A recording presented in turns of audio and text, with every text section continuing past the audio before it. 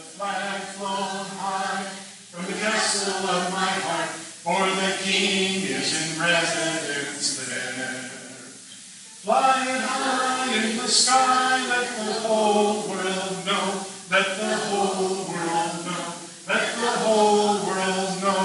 Flying high in the sky, let the whole world know that the King is in residence there. Okay, let's go ahead and get started here.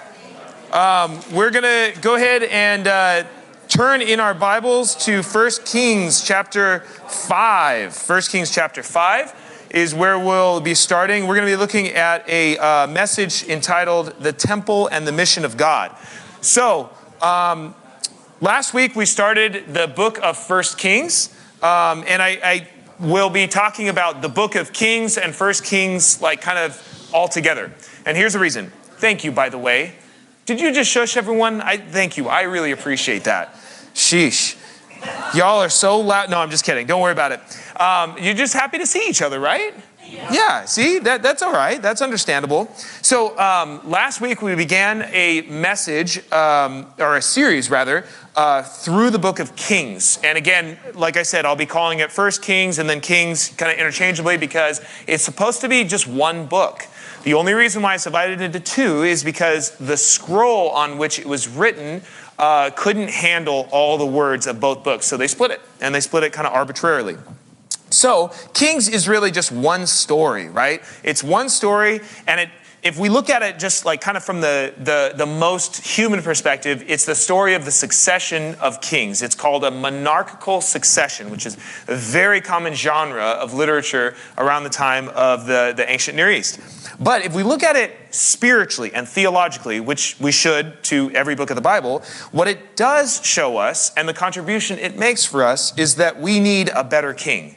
Right? If you read this book and you sort of do a sweeping narrative, one of the things that you'll notice is that, so-and-so lived and reigned for this long, and he did evil in the sight of the king, and God took him. And then, this person, so-and-so lived and ruled this long, and he did okay in the sight of God. And it seems to us like not very intriguing, but the whole point is that we're supposed to walk away with a longing, a desire for something better. The sons of David did not follow after the heart of David perfectly, but there will be coming one son of David who will. And at the time that this is written, it wasn't necessarily, it was not apparent at all who that Messiah singular would be, that it would be Jesus Christ. But we know in hindsight looking back, and so we can kind of look at it, not just from that, like infusing all that meaning, but appreciating it for the contribution that it makes. So what we're going to do, and just as again, like to reiterate, we're dealing with vast swaths of texts. In other words, like we're dealing this today, we're dealing with 6 chapters. How in the world are we going to get through that? If we read every single verse, we won't be able to. But kind of the plan of action going forward is to get a sweeping narrative of what Kings is all about. And in order to do that, I'm putting some of the work on your shoulders. So, I'm just kind of taking the monkey off my back and putting it on yours. No, what I mean by that is in the newsletter that I'm sending out, I'm telling you each week, if you want to read ahead, go ahead and do it. There's some really cool stories in there. There's also some really weird stories in there. It's very different from what we're used to. It's even very different from the New Testament because it's written in a different time and different language and all that stuff. All that to say, though, it can be beneficial to do a survey like this because it gives us a kind of broad sweeping overview or maybe a view of 30,000 feet, which can contribute to our understanding of the story in a way that would be different if we were to just do a verse by verse kind of like digging into the minutia of the text. There's nothing wrong with that. It's just not an approach that's feasible in a setting like this. And so what's the big idea of the 6 chapters that we're going to talk about? Because I got to give you kind of an understanding of what 1 Kings 5 through 11 is all about. It's basically about this. This is the big idea. Ready? God longs to dwell with his people. And I want to just introduce you to a theme that is very prevalent throughout the entire Bible. And we're going to kind of tie this all together and weave it into, hopefully, a tapestry of glory, or it could be a tapestry of just terribleness. But we won't go there just yet. The whole Bible is telling us about this theme of separation and reunion. Now, briefly, when you look at the Bible, you can study it and appreciate it from all these different ways and all these different lenses that you can put on to appreciate. Like, Dave, I love that you had your sunglasses, your glasses, and your other glasses, right? And all those lenses give you different ways of viewing things and ways of appreciating things. And, and likewise, if we were to look at the Bible just simply by, verse by verse, that's a great way to appreciate Scripture. It's very encouraged. If you look at it kind of in its sweeping narrative, that's another great way. But another way to look at it is looking at it from themes or thematically. And the theme of separation and reunion is very prominent in all the Bible. And if you look at the Bible and if you remember that it's just one big sweeping story, which it is, then you see that God longed to dwell with his people, a point that you made this morning, my friend, when you were leading us and helping the kids. God longs to be with them. And in Genesis chapter 3, after 2 glorious chapters of what seemed like great fellowship, the humans had to mess it up. And so in Genesis chapter 3, that's where sin comes into the picture and there's separation. And you've got to understand that in part, the separation was good for humans.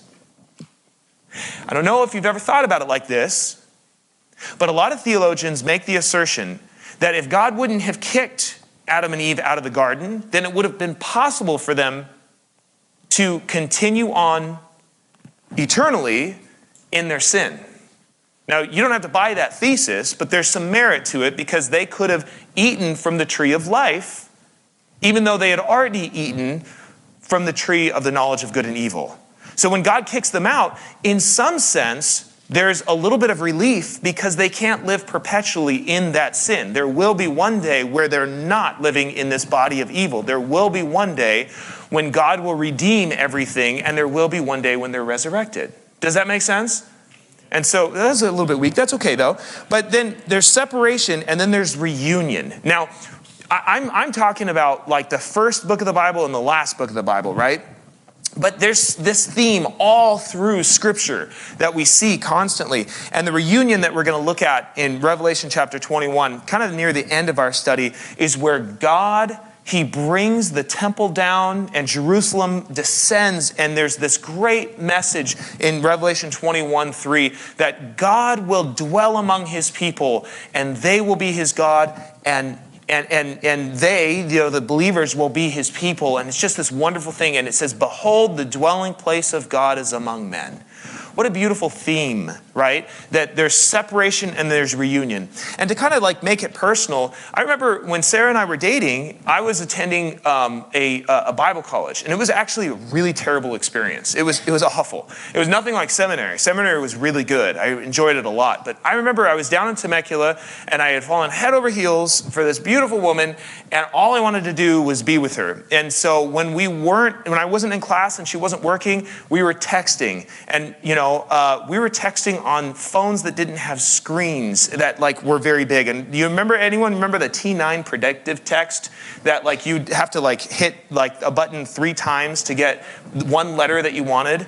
It was so frustrating, but I was willing to do it because I was so in love.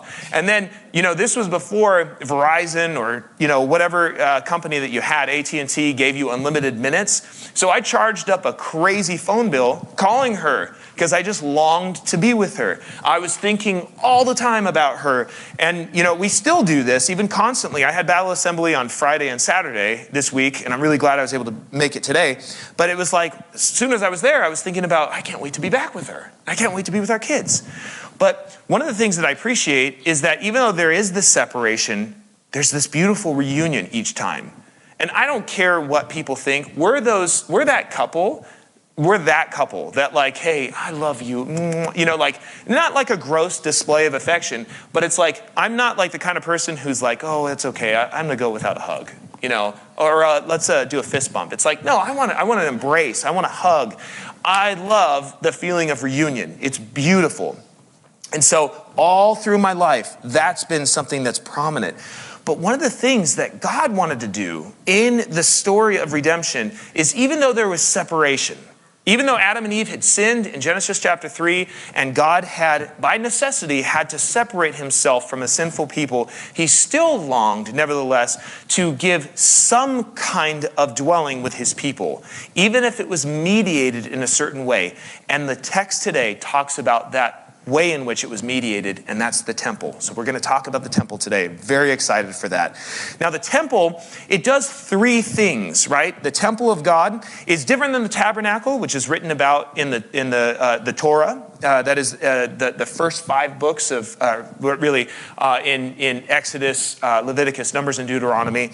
And the temple is God's dwelling place, kind of on earth. And it does 3 things that we're going to talk about through our text today. It showed God's glory to his people, which is a wonderful thing. It provided God's forgiveness for his people. And by the way, just so you know, I want to highlight, whenever there are some people who disagree, I always like to call attention to that. And there are some very prominent scholars that I really like that disagree with this point, that it's not the temple that provides the place of forgiveness. But I want to try to make a case for, maybe we could see a little bit of that in the text today. And then number 3, it advanced God's mission through his people. So let's talk about this mysterious and kind of awesome place, the temple, and talk about how, at the end of the day, even though I wish I could see the temple, even though there's a part of me that's like, man, I wonder what it looked like. Nevertheless, at the end of the day, we have it off. We have it way better as Christians today, and we'll talk about what that means. Now, let's start with point number 1. The temple showed God's glory to his people. Now, again, kind of looking at this from 30,000 feet in 1 Kings chapter 5. What chapter 5 is all about is the preparations for building the temple. Now remember, King David, the man after God's own heart, who did make mistakes, but again, he was man after God's own heart. He asked God to make him a house, right? God said, I'm not going to let you make a house, I'll build you a house. In other words, I'll establish your name. Meaning that like through him, the Messiah was going to come, or at least through him, the line of redemption would be furthered, right? And so Solomon, David's son, is the one who gets to build the temple. And so there's preparations as Solomon's the king. He's growing in prominence and power. But we also see in this passage that Solomon starts to slip a little. If you remember last week, he had prayed and asked for wisdom and insight to rule God's people. And by this time, Solomon's starting to accumulate power. He's starting to get a little bit off center. He's starting to gather a bunch of wives. He's starting to gather. The law of God prohibited the kings from having many wives, from having a lot of horses, which is kind of weird, but meaning like be very powerful in war, and to have a lot of riches. And the whole idea was that these things would take away from their reliance on their trust in God. And so Solomon's accumulating all these things and kind of being like, well, I can do it myself, So this is not good. But nevertheless, he's still the architect, so to speak. He's still the driving force for the temple. And if you read through 1 Kings 6 and 7, you'll see the intentionality and specificity with which the temple is built.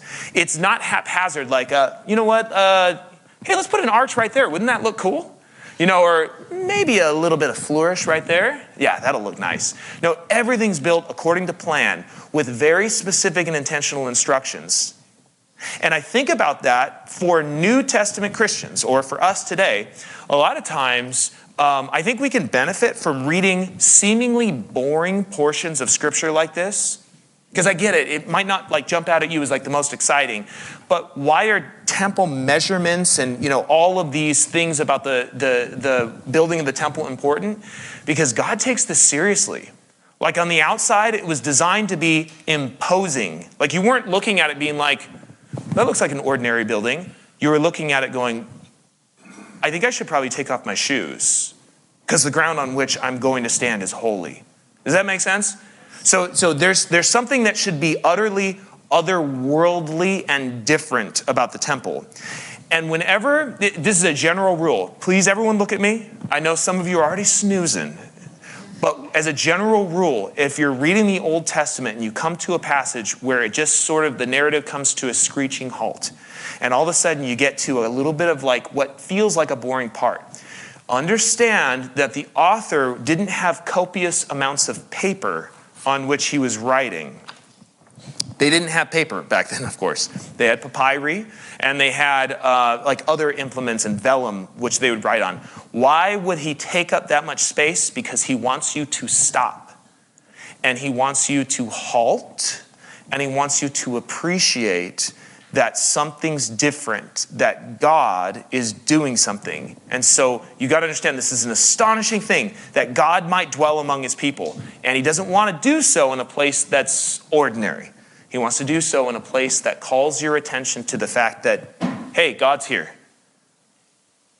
Whenever there's something beautiful or amazing in life, it's good to stop and to enjoy it and to observe it. I encourage you, those of you who might be struggling with anxiety or depression, go outside, look at the wonders of God, enjoy nature. There's something good for us when we go outside and we see stars. Like, I'm being serious. Like, there's something very powerful about that. Or there's something very beautiful about seeing a sunset. Or there's something very beautiful about seeing, like, Half Dome in Yosemite. Or, there's something even about the waves crashing that brings us back to the knowledge we are small and God is great. Does that make sense? So this is so important. Thank you, guys. You guys we're on board now. We're not snoozing anymore. So what happens then in chapter 8? Well, there's the prayer of dedication that Solomon offers. And by the way, this is where, this is one of my favorite portions of Scripture, that Solomon, he offers this wonderful prayer of dedication. It's just so powerful. And I want to show you what happens is after the temple's built, and we'll look at even some pictures and we'll talk about it a little bit. After the temple is built, the Ark of the Covenant moves in. Okay, or they move the Ark of the Covenant in. Now, does anyone remember the Ark of the Covenant from that very holy, that very sacred, that very good movie, Raiders of the Lost Ark? Indiana Jones, right? No, it probably didn't look like that, but maybe it did. I don't know, but right, like, can you touch the Ark of the Covenant? Can you just come up and be like, oh, let me have a sit here? Like, could you do that? No. The Ark of the Covenant was so holy that, in fact, in the book of Samuel, right? We talk about 1st and 2nd Samuel. Again, that should be the book of Samuel. Someone tries to save it when the wooden stakes on which you would carry it were broken. He tries to save it from touching the ground, and God strikes him dead. And David gets mad at God. He's like, why would you do that? It's a reminder of God's holiness, of God's otherworldliness, right? So the Ark of the Covenant gets moved into the temple, and the temple gets so, let's read verse 10. And when the priest came out of the holy place, a cloud filled the house of the Lord. Now, when you hear cloud, stop. Think. Where else has this happened in Scripture? So the cloud fills the place, the house of the Lord, so that the priests, get this, couldn't stand to minister because of the cloud, for the glory of the Lord filled the house of the Lord. Now, play along with me, please, if you will. I have a very fragile ego. How is Lord spelled here? All caps, capital L, capital O, capital R, capital D.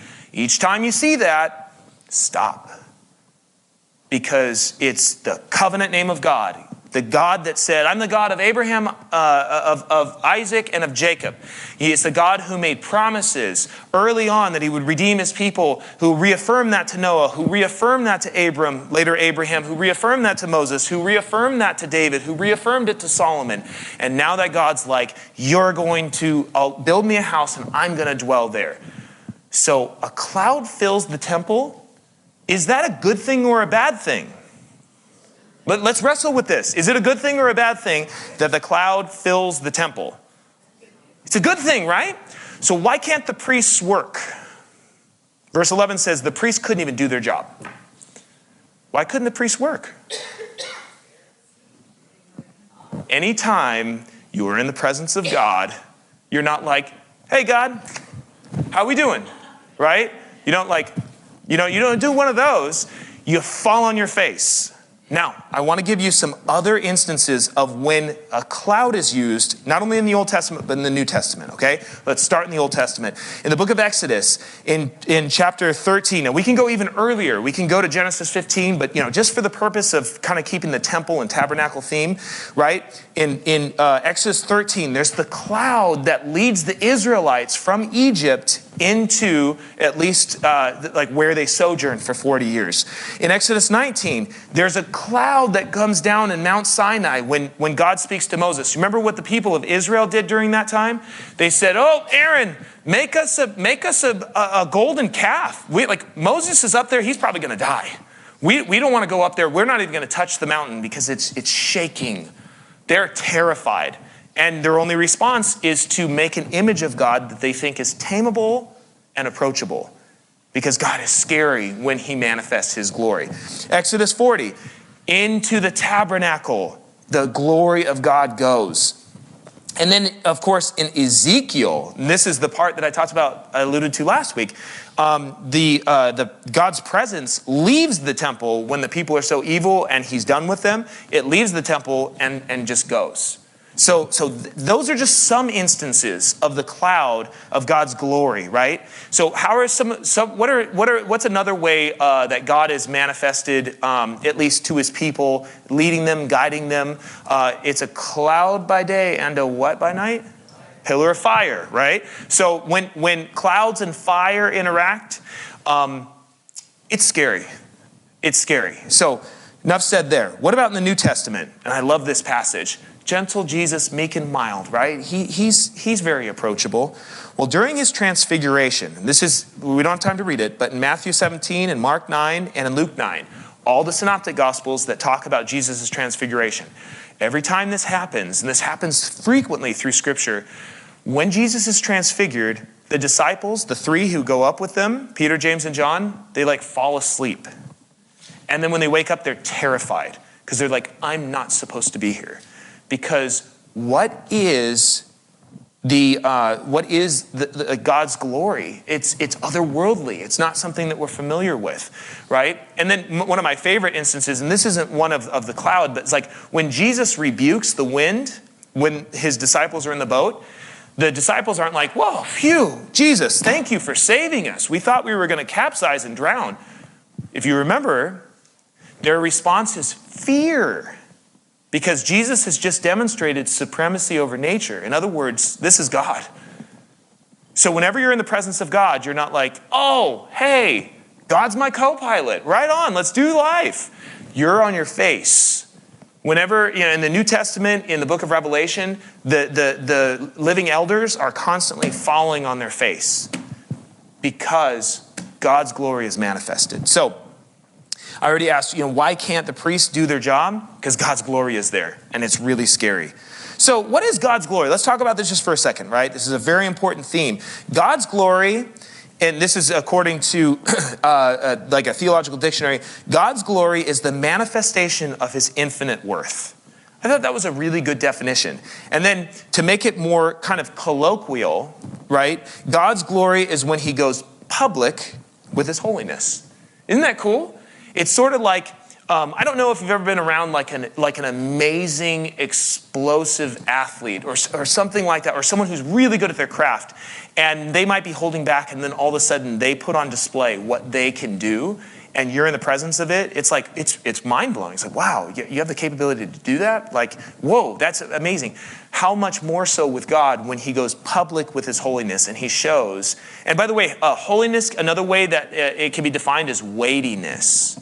In other words, like you feel like bogged down. There's a reason why when people get scared, they don't bolt up, they fall down. Does that make sense? Because God's holiness is weightiness, and his glory is when he goes public with his holiness. I'm doing this gesture because I think of Superman, right? Taking off his suit and having the S under there. But of course, that's such a flimsy and silly way of thinking about it. We really can't conceive fully of it. But we can look at some of the examples and go, I sure wouldn't, if Jesus showed up right now, I wouldn't be like, JC, hey, right on, like we would be falling on our face. So, enough said. The whole point of the temple is to have a physical structure that God can show his glory. And it's not just for his people, it's for the nations. So we'll get into that in just a little bit. And I love that point because we could be so tempted to think that it's just for God's people, that they're blessed and it stops with them. But if you remember, Genesis chapter 12 is they are blessed to be a blessing, just the way that we are. We're blessed not so that we can live healthy, wealthy, and wise lives. We're blessed so that we can bless other people. And so what the temple does, and this is a cutout, and I realize I wish that it was a lot bigger, and I also wish I had one of those laser pins, because I would be shining it right now on Phil, and I would be messing around. But I want you to see just a couple of things out here, right? There's these giant basins, right? There's places for them to rinse off the animals. And I want you to see that there's an altar. The altar is actually outside. It's public, right? I tell you the truth, much to my shame, even though I've spent a lot of time studying things, I haven't done a lot of study on the temple. And so this is, of course, a depiction of what the temple might have looked like. This is not obviously to scale or anything like that. But I love that, you've got the altar up there. You've got all these, and if you notice on the inside, and this is just an artist's depiction, but imagine the gold. Imagine all the precious stones. Imagine how much it costs. There's a reason why in the chapters that, we're covering, the Queen of Sheba comes and says, dude, this couldn't be you, to Solomon. This couldn't be just you, because you're a provincial king of a backwater kingdom, and you have one of what would arguably be the 7 wonders of the world. What's going on with you? Now, Solomon's job would have been to be hey, I'm just here to put on display that God is great. But Solomon was a little bit of a womanizer, so he's probably hey, baby, you want to get married? But I just imagine that, that Solomon would have been seriously, he should have been putting on display, this has nothing to do with me. I'm just a vessel. This has everything to do with God, right? So it was meant to be imposing. It was meant for the nations to come to say, what a wise and understanding people this is, that God dwells among you. How beautiful. And by the way, that's our mission statement for us today. What wise and understanding people is Covina Evangelical Free Church, that God dwells among you. That's amazing. So I hope that you kind of appreciate some of these depictions. Now let's talk. If we were to go kind of inside, now I'm going to show this picture and then I'm going to go back to the other one, okay? So if we were to go inside, and I'll show you now, this is toward the back here. You see where the priest is? And you see, I actually love how there's those huge, massive, imposing creatures, right? They have wings on them. What are those called? Thank you for not saying angels.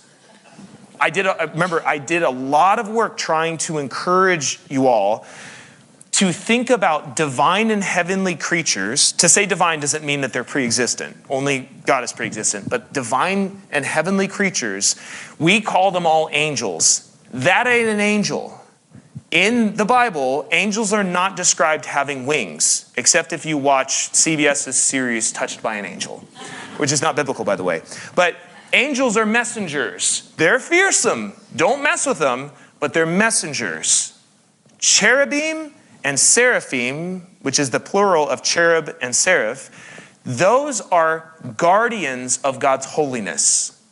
So if you were dumb enough to go back here, okay, so here, think of concentric centers of holiness, right? If you were to be on the outside court and then come into the outer courtyard and then to go into the holy place and into the Holy of Holies, what would we call you? Dead, right? That's what your name would be. Because, and by the way, there's warnings all over. Reputedly, this is not biblical, but reputedly, according to tradition, on the outside of the temple, there was a sign that said, "We're not responsible for what happens if you come in here." And I like that. That's really, really good tort law. Kind of like we're not liable. But in all seriousness, Paul got in trouble in the New Testament for bringing an uncircumcised person into the temple, and he didn't really want to make a fuss, so he circumcised him. And there's all this different stuff. But the point that I'm trying to make, and the thing that I want to emphasize, is that there's concentric centers of holiness culminating in the holy place, and you would know if we were all Israelites, none of us would go in there. And even the high priest, in other words, like the priest, the guy who's, getting paid the big bucks to represent God to the people and the people to God, only went in there once a year. And even then, according to tradition, he had a rope around his leg. Why did he have a rope around his leg? Because you're not going in there. If he's dead, you're going to pull him out. Does that make sense? God's holiness, in short, is terrifying. When the cloud comes into the temple, I can't do my job because God's weightiness is pressing upon us. And it's wonderful and it's lovely, but it's fearsome. So I hope this gives you a depiction. This would be like if we were, like this one, of course, is looking at it from the side. And this one, of course, is looking at it like from above, okay? The Ark of the Covenant, by the way, that's sort of like the idea behind this. This is so interesting. The idea behind this, and I don't want to mess with the camera too much because we've got to see this beautiful face here. But, the idea was that God, I'm sorry, Kevin, I'm just making you laugh. Yeah. That God would metaphorically come down from Hashemayim, heaven, and he would sit on the throne of the Ark of the Covenant and put his arms, or, again, metaphorically, maybe, put his arms on the cherubim or the seraphim that were guarding his holiness. Isn't that a beautiful idea? It was called the mercy seat. Wow, that's so interesting. That's so insightful. So the temple there is, again, designed, right? It is designed to show God's glory. And it is designed to demonstrate that not only to his people, but also to those who are outside. But I also want to make an argument. I'm going to have to do this very quickly because y'all took too long giving prayer requests. You guys don't do that anymore. No, I'm kidding. The temple also, it provided forgiveness. And like I said, some people disagree with this premise, but if I could, I'd like to read chapter 8, verses 27 through 30. Now it says there, and this is, again, Solomon praying to dedicate the temple. It says, "But will God indeed dwell on the earth? Behold, heaven and the highest heaven cannot contain you. How much less this house that I have built? Yet have regard to the prayer of your servant and to his plea, O Lord my God, listening to your cry, to the prayer that your servant prays before you, that your eyes may be open day and night toward this house and the place of which you have said, my name shall be there, that you may listen to the prayer that your servant offers in this place. And listen to the plea of your servant and your people Israel when they pray to this place, and listen in heaven, your dwelling place. And when you hear, forgive." Forgive. Now again, what he does, and we don't have time to read it, but he goes through 7 different ways in which you might need forgiveness. 7 different ways in which you might be in a legal dispute and you might be in the wrong. And so Solomon says, when there's a legal dispute and 2 people come or 1 person comes, forgive. When they might get into war, maybe because of an attack that was perpetrated on them, or in terms of being an unprovoked attack, forgive, right? If we ever find ourselves when verse 35, when heaven is shut up and there's no rain, forgive, and it's just such a wonderful thing that I believe the whole idea behind the temple was that you could achieve, or that you could get that forgiveness. Now that forgiveness, by the way, is not the same kind of forgiveness that we get by virtue of the merits of Jesus Christ. But it's showing forth, it's pointing forward to that. Does that make sense? The ultimate forgiveness is only through Jesus Christ. And that's why we're more fortunate than people living back then. But I love also this idea of night and day, right? That God's heart of forgiveness, it was evident back then and it hasn't changed. Like, I just want to encourage you in the few minutes that we have left, it can be so tempting to think that God cannot forgive me. This entrenched behavior that I have, or this same stubborn sin that I can't seem to shake, God can't forgive me. And I do want to say that you can be the kind of person that can live in rebellion, and there's serious repercussions for that. But I also do want to say that God's forgiveness is infinite.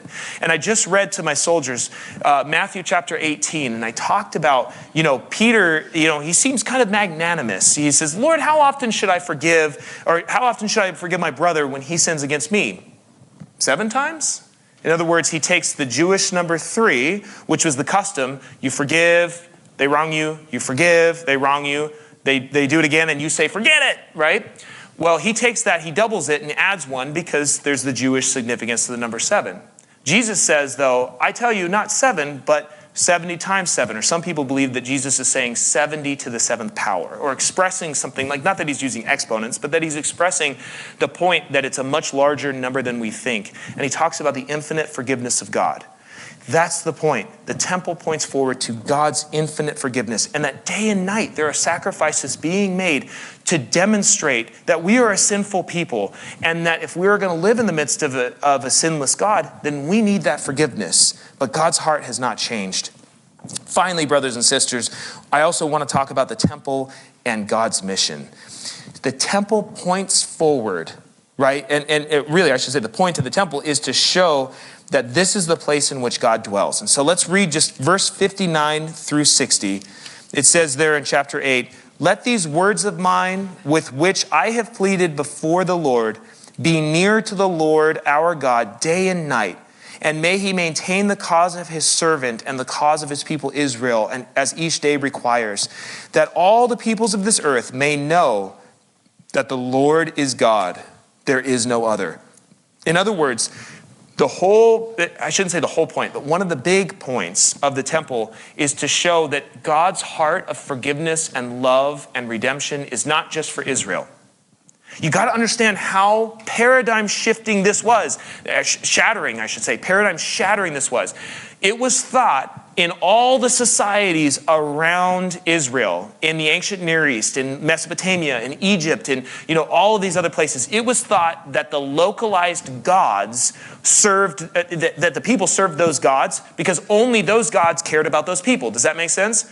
That's how polytheism works. You've got a god of Chino, or you've got a god of Ontario, you've got a god of Covina, you've got a god of LA who's evidently abandoned his people. Like whatever it is, you've got those localized gods, and what the Jewish people or the Israelites before them were proclaiming was this: there's a God that's above that, that's pre-existent, that's infinite, and that's forgiving, and he's for everyone.